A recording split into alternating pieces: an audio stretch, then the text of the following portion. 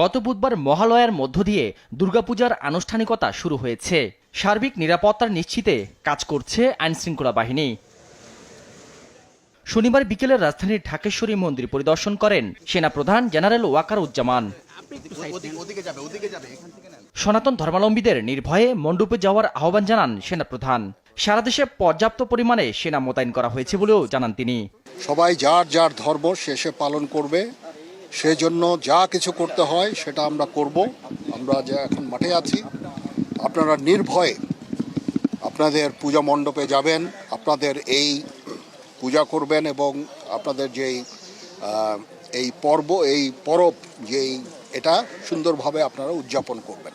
এদিকে সারা দেশে মোট ৩২,৬৬৬টি পূজা মণ্ডপে ২ লাখের বেশি প্রশিক্ষণপ্রাপ্ত আনসার বিডিপির সদস্য মোতায়েন করা হয়েছে বলে জানান বাংলাদেশ আনসার ও গ্রাম প্রতিরক্ষা বাহিনীর প্রধান মেজর জেনারেল আব্দুল মোতালেব সাজ্জাদ মাহমুদ।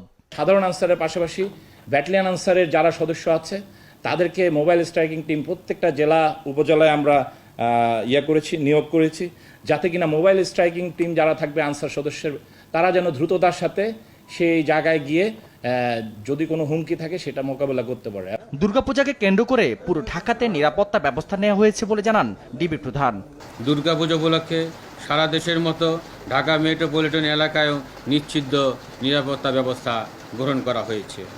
ঢাকা শহরের প্রতিটি পূজা মণ্ডপের নিরাপত্তায় এবং পূজা উৎসবে পুলিশের পাশাপাশি ডিবির টিম সাদা পোশাকে দায়িত্ব পালন করবে, যাতে উৎসবে মেতে উঠতে পারে প্রিয় নগরবাসী। একই সাথে ডিবিকে মানুষের আস্থার জায়গায় নিয়ে যাওয়ারও প্রত্যয় ব্যক্ত করেন মহানগর গোয়েন্দা প্রধান আত্মহতি দান শাহাদাত নিশাদ, দেশ টিভি, ঢাকা।